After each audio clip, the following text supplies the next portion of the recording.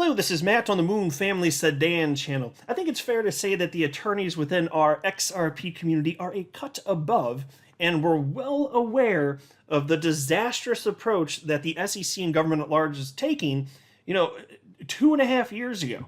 Why is it that so many didn't have a freaking clue until like 5 minutes ago? Well, attorney Jeremy Hogan was warning about Binance, frankly, literally 2 years ago. And now Binance obviously has been sued this week, and then Coinbase sued the very next day. And so I'm going to highlight this because credit where it's due, and also credit to attorney Morgan, who was warning about Gensler a couple years ago when most were like, well, give him a chance or something along those lines. He ended up being right, though. And also, there's some insight from Fox Business journalist Eleanor Terrett as to some of the nonsense fallout that's been happening to Binance as a result of these charges. I want to share with you additional fallout in the world of crypto at large, having to do with changes to Robinhood as well as crypto.com, which is leaving the United States market on an institutional level. It's just like the amount of collateral damage from these attacks by the SEC. It's staggering. It really just truly is.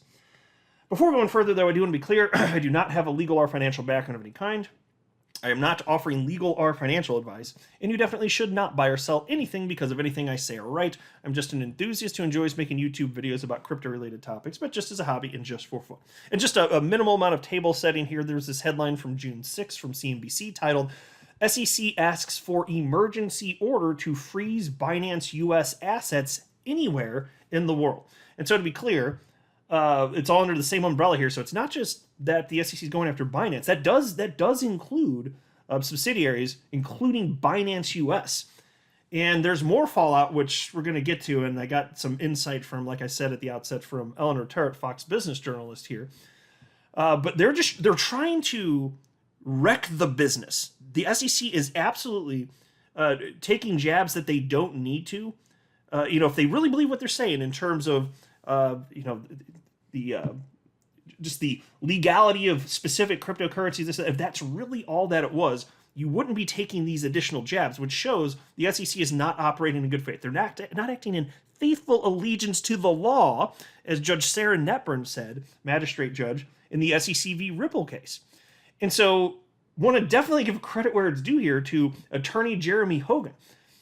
He wrote the following, and he shared a clip from one of his old legal briefs videos from a couple years ago. He said, exactly 2 years ago, we gave the Binance token, BNB, an 8.5 out of 10 SEC danger rating. And here we are looking like Nostradamus. Except that we gave Tether an 11 out of 10 danger rating, Spinal Tap. That's funny. And Tether is chugging along just fine. Attorney Hogan, Tether is chugging along just fine for now, right? We'll see what happens there. And nothing against, by the way, I'll just one aside.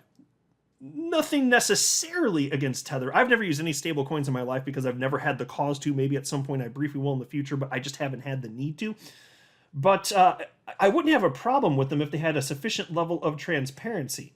But I'll just say, Gary Gensler's made it very clear that even stable coins fall under the umbrella of illegal securities. Even stable coins do, because as we all know, if you're purchasing in a stable coin, that's an investment of money with the expectation of profit, right? If you purchase a $1 stable coin, you expect that to increase, right? Maybe it'll be worth $2 or $3 one day, right?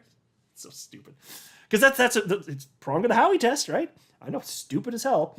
Here we are, though. That's real life. So credit to attorney Hogan for calling this out literally 2 years ago. He warned about Binance and the BNB token. And so thankfully, Coinbase didn't ever launch their own token. So good on them. And so here's the BNB token itself, down within the last 7 days, 15.87%. But the truth is, all of that damage there in terms of price action occurred after Binance got sued. The rest of the last 7 days was just trading sideways. So you can look at it, it just falls off a cliff here. So here's the SEC protecting investors. Does this look like protection of investors to you listening? I sure as hell don't think, though. They're taking a hammer to everything. They don't build stuff, they destroy stuff. The SEC is a disgusting agency. Credit also to Attorney Bill Morgan, member of the XRP community. Here's a tweet from March 3rd, 2021, over 2 years ago. He wrote the following: I do not see why people think Gensler's confirmation is positive. He seems to indicate a desire to act against cryptos and could be the head of the SEC who oversees the great transfer of blockchain innovation from America to Europe and Asia. Another Nostradamus incident right here. And he was right. And admittedly, back a couple years ago, when this is all going down and going through the confirmation process, I remember saying multiple times, I was like, it's just things along these lines. I'd be like, Gary Gensler, could he really be any worse than Jay Clayton? Now, of course, with the benefit of hindsight, yes. Gary Gensler got in, and he was like, because he already knew Jay Clayton, he just wrecked stuff. It was awful. It was disgusting. It was hard to imagine it could be much worse. But Gensler came in, and he's like, hold my beer. Oh, and he wrecked everything substantially worse. So, admittedly, to be fair to myself, like when I was saying that stuff, not that I was 100% convinced that I was half joking, but it's just Jay Clayton had done so terribly. I was like, what he gonna do like materially differently to make that worse? And so like basically the answer was like to some degree what was already done but on steroids, and then also coming in with some of his own stupid ass ideas like stable coins also are securities, stuff like that. And this assault going after the exchanges themselves, which if you're the SEC, it's technically a quote unquote brilliant move. I say brilliant. I'm not convinced that they're going to win on their assaults against Coinbase and Binance, at least not on the aspect that matters most as to whether or not the crypto assets themselves are unregistered securities by the nature of existing. I don't think they're going to win on that stuff. But I can understand why they'd want to give that a whirl. I can certainly understand, because you can't attack developers on over 20,000 different crypto projects, and there are over 20,000 in existence. You can't go after 20,000 cryptocurrencies. But this is the choke point. That's the reason that they're doing what they're doing. So credit to Attorney Morgan as well for calling this stuff out. He was right from the very beginning. I was, although, like I admit, I said stuff like, could it really be much worse? My true thoughts were, I don't know, and I was really more so neutral, but I admit, like, to some degree, it was kind of hard to, like, so someone's going to come and be worse than Jay Clayton? Well, freaking happened! I am not Nostradamus, I'll tell you that. And then Attorney Morgan just yesterday also tweeted out, and to add on to this, he said, I have nothing to add to my tweet on March 3rd, 2021, just before he was confirmed SEC chair. It looks more true every day. I put it down to all the fraud litigation I do. I can smell frauds from a mile away. And Attorney Deaton retweeted that, and he agrees. He said, Bill was the only one I know to call this one 100%. And he did. He came out. He wasn't like hedging his bets here, which is kind of what I was doing. He came out just swinging. He's like, no, I don't understand what you all talking about. This is going to be very bad. So credit where it's due, for real. Credit where it's due. Happy to see that. And then, so as far as all this stuff about Binance, so there was which article that I want to pull up here? Yeah, so check this out. So, like I said, so there was the story from June 6th and June 7th. Binance US says user funds remain safe amid SEC attempt to freeze assets. Now, aside from that, though, take a look at this. This is just 17 hours ago, actually, from Cointelegraph. Breaking, Binance US suspends USD deposits, warns of fiat withdrawal pause. So I don't feel the need to read the article, but the point is, yes, you can still, on Binance US, move crypto to and from the platform. What you're not going to be able to do is get fiat onto the platform using their platform. Like, you just literally can't do that. And you also, if you want to sell your crypto, you can't transfer the United States dollars to your checking account on that platform. You'd have to, if you wanted to do that, you'd have to move your crypto to a different platform where they still have banking partnerships in place. And so I think the deadline for this, I can double check. I think it was like June 9th. I think it was June 13th for at least the withdrawal portion. Yeah, withdrawals channels. Yeah, it looks like that's going to be June 13th. So there's still a little bit of time for that, but not much. You got a few days here, if that's something that you want to do. So what's the point of all this? Like, why did this happen here?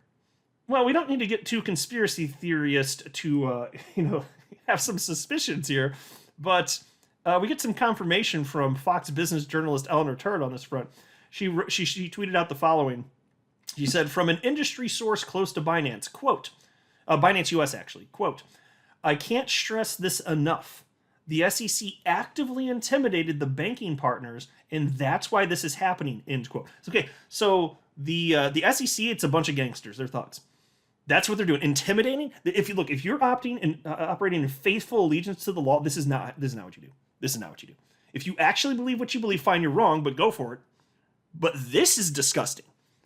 This is harming investors. It's not just that you're harming they're harming the intended target of the exchange. What about all the collateral on top of that? They just don't give a damn. They're a despicable agency. Despicable. I don't know how you save it. And so that's why it's like when elections have consequences. And what has happened here, I'm not going to get into politics other than as it pertains to finance and crypto, but I'm just saying, vote however you want to vote. I'm not a one-issue voter, despite all of this, but I will tell you, any candidate henceforth that is pro-crypto, much more likely to get my vote, because the degree to which this is materially harming my net worth, like, I'm not going to put a number on because I like to be private in that way, but it's substantial. Like, the degree to which I've been harmed by this, and I'm sure it's true for so many of you listening. I'm not an outlier incident here. The entire space is getting hammered here. And so if you want to vote for people that have those views in mind, which is the current administration, by the way, okay, have at it. You're very principled. Just understand that, at least on that topic, but just understand you're placing a vote that is against your financial well-being as it pertains to crypto. That is unquestionably the case. We could have somebody else in charge of the SEC, but is that likely to happen without an administration change? No, I wouldn't think so. And then there's this, more bad news from CoinDesk. Crypto.com winding down U.S. institutional business. Singapore-based crypto exchange Crypto.com will no longer be offering its services to institutional clients in the U.S. effective June 21st, the company announced Friday. The exchange cited limited demand from institutional customers in light of the current market landscape. So, folks, what do you think that means, the current market landscape? It's not hard to read between the lines, is it? So there's limited demand. If that's true, I'll take them at their word. Okay, let's just say that's true. Why is that true? Because of the government. Come on, government. Oh, Kim Jong-Ginzer, you are the absolute worst. The absolute worst. So there's more fallout here. And then there's this. Paul Barron was sharing this on Twitter, but all sorts of crypto media and mainstream media is covering this as well. Robinhood getting hit here. So Paul Barron shared this screen grab officially from Robinhood, which reads as follows. It looks like it's to his email because it's addressed to him. It says, earlier this week, the SEC sued crypto companies Binance and Coinbase and alleged that a number of cryptocurrencies are unregistered securities. This includes Solana, Polygon, and Cardano, which are currently supported on the Robinhood crypto platform. This introduced a cloud of uncertainty around these assets, and, as a result, our team has decided to end support for them. Well, I hold one of those three. That's Cardano. I've been holding it since 2017. Thanks for nothing, daddy government. Thanks for absolutely nothing, just harming my net worth. Again, because that's what you do. It's just disgusting. And you know what? If Robinhood thinks that this is going to make them less of a target, they have learned nothing from watching what just happened to Coinbase and Binance. Well, Coinbase in particular. I mean, you can look at how both have spoken and postured, but in particular, Coinbase, by, delisting XRP, did that save them? No, they're still getting sued into oblivion. So if they think that removing these three is going to do anything to help their business, no, you're removing the business opportunity, ceding ground to the SEC, if anything. This doesn't work. That's already well known. It's a major assault on all of crypto, and you are gutless. You're absolutely gutless. You tell me Robinhood doesn't have the war chest? Because, look, I've said many times, there are a couple reasons that you may not see most firms fight back against the SEC. One is you don't have the intestinal fortitude to actually do that. And the second one is you simply don't have the funds. Now, if you don't have the funds, you don't have the funds, and then it's just a futile effort to even try and start. You won't be able to do. And I do understand that. So that's an easy way out. But here, I would think that Robinhood has the funds, but just doesn't have the guts to push back, which is disgusting. That is indefensible. And it's not even in their interest. They're just spineless. They're linguini spined here. That doesn't work. If you don't have the money, again, that's one thing. All right, I got it. Most projects can't sufficiently push back. But Robinhood? Ugh, what a capitulation. I'm not a financial advisor. You should not buy or sell anything because of anything I say or write. That would be a very, very, very bad idea. Until next time, to the Moon Family Sedan.